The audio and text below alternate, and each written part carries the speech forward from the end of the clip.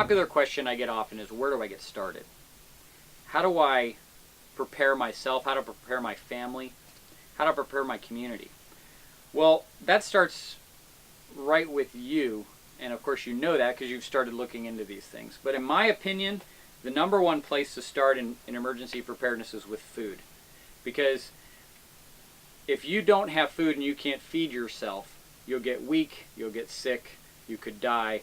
Bad things can happen if you don't have enough food.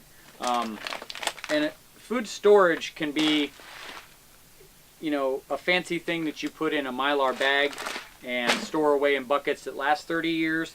It can be canned foods from Sam's Club or Costco or whatever big box store you can think of. You're going to need lots of things like oxygen absorbers and different stuff like that. And these are all things we teach people in a larger capacity in a class where we sit down and we actually have a group of people and we teach people how to do these things. But overall, the broad idea here is you need to have food and you need to have a fuel source of which to cook and prepare that food. So whether that's propane, whether that's a blended type of butane, whether that's charcoal briquettes in a barbecue on your back porch, whatever that is, you need to have a means to prepare that food.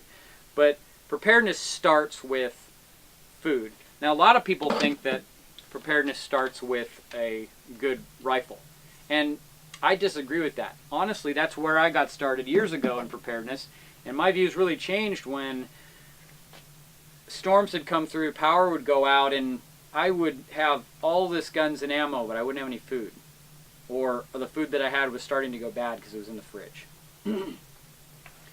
So when it comes to getting started, you need to start with food. You can very easily supply your whole family with a month, 2 months, 3 months, or even a year's supply of food with just very little effort. And when I say very little effort, I really mean very little effort. Whatever you have in your pantry is probably a 2-week supply of food. Most people, it's about 2 weeks. So next time you go to the store, if you normally buy 1 jar of spaghetti sauce, buy 2 jars of spaghetti sauce. If you normally buy 1 package of noodles, buy 2 packages of noodles. And very shortly you will have a month's supply. And then next month do exactly the same thing.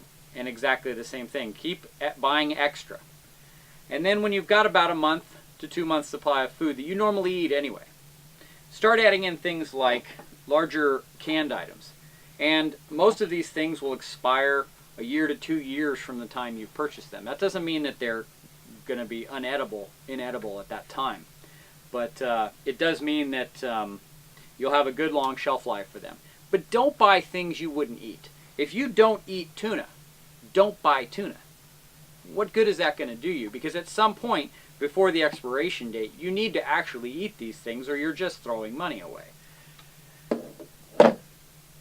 Once you've got a good supply of foods that you would normally eat on a daily basis or maybe a weekly, monthly basis, you would go through these things. You want to start progressing into other areas of food preparation and food storage.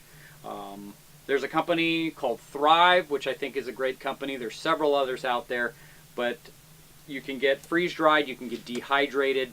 There's lots of different food choices out there for you to really build a supply. And then you can start doing things like this, which is, these are Mylar bags. These Mylar bags have probably a few days worth of rice in them.